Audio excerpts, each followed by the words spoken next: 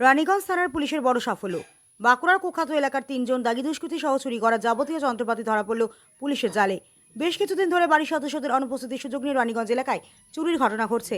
2026 সালের 6 জানুয়ারি নাগাদ রানীগঞ্জ গির্জাপাড়া এলাকার 2টি ঘরেও চুরির ঘটনা ঘটে। এই ঘটনার খবর পেয়ে পুলিশের কাছে পৌঁছানোর পর পুলিশ নড়েচড়ে বসে। রানীগঞ্জ থানার ইন্সপেক্টর বিকাশ দত্তর নেতৃত্বে কৃষি পার্টির পুলিশ প্রীতম পাল ও পারভেজ আলম এই ঘটনার বিভিন্ন নথি লক্ষ্য করতে থাকে।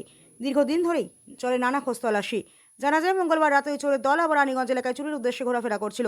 সেই সময় সিসিটিভির ফুটেজ লক্ষ্য করে দুষ্কৃতী দলকে ধাওয়া করলে তাদের বাঁকুড়ার কেঠারডাঙ্গা এলাকার আশ্রমপাড়া থেকে পাকড়াও করে পুলিশ। এরপর তাদেরকে জিজ্ঞাসাবাদ করে তল্লাশি করে পুলিশ এবং জিজ্ঞাসাবাদের সময় বেশ কিছু তথ্য সামগ্রী পুলিশের কাছে উঠে আসে। এরপর বুধবার বছর 50-এর ধৃত 3 দুষ্কৃতী স্বামী মণ্ডল, তাজ মোহাম্মদ রফিক খানকে আসানসোল জেলা আদালতে হাজির করা হয়।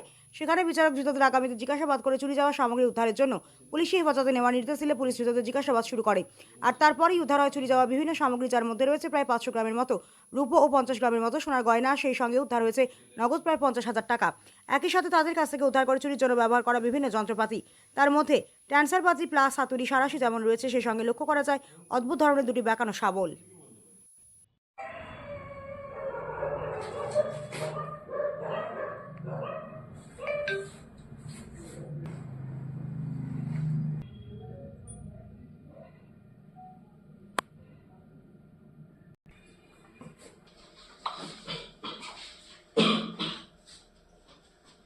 মুখটা তো চোখগুলো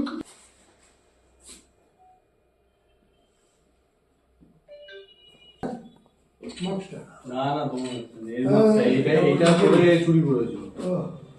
ওই মাছটা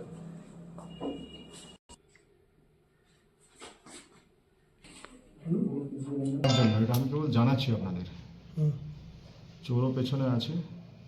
ঘটনা হচ্ছে যে প্রথম কমপ্লেন করে, প্রথম মানে ফার্স্ট টাইম কমপ্লেনটা রিসিভ করে আমরা যে 7/2024 আমাদের থানায় কেস হয়। এই মিলন মণ্ডল, মলয় কর্মকার বলে একজন ভদ্রলোক বলেন, ওনার বাড়িটা হচ্ছে এতে আমাদের চাঁদমারি ডাঙ্গাতে।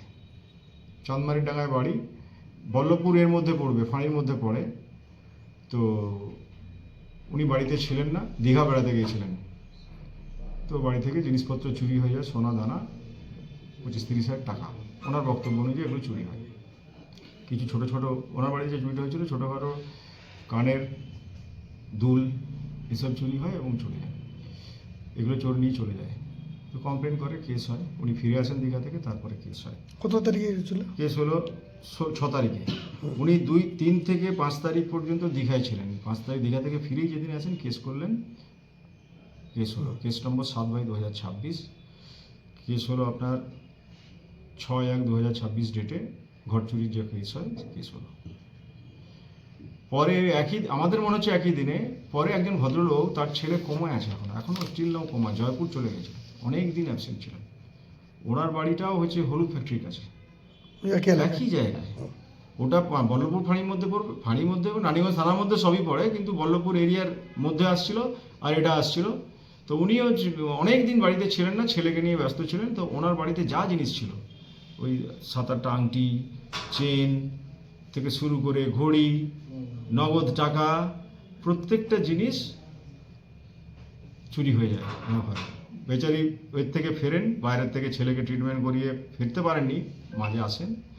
ওনার চুরিটা কবে হয়েছিল বলা যায় না। উনি বলছেন যে আমি একদিন পর্যন্ত বাইরে ছিলাম। ওনার কথা অনুযায়ী যে উনি ছেলে চিকিৎসার জন্য প্রায় 11/12/2025 থেকে 18/1/2026 বাইরে ছিলেন।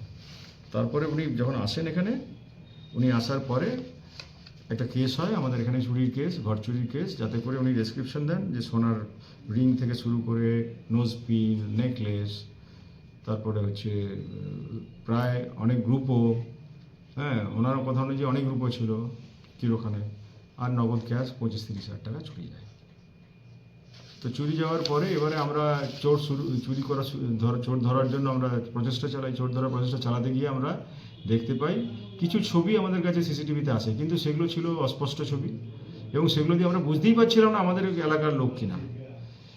তারপরে কি হলো, এরা পিসি পার্টিকে রেগুলার চাষিং করার পরে এরা অনেক খেয়েছে আমার কাছে, পোকাঝোকা খাওয়ার পরে ওরা বলে কি মোটরসাইকেল পেট্রোলিং চালু করলো। কারণ একটা জিনিস ছিল যে ওরা কিন্তু আবার আসবে, এটা মনে হয়েছিল ধরবে, কারণ চুরিটা যে একই দিনে করেছে সেটা আমরা বুঝে নিয়েছিলাম যে একই দিনে মনে হয় চুরিটা করেছে। এরা দুজনেই ঘর বাড়িতে নেই তো।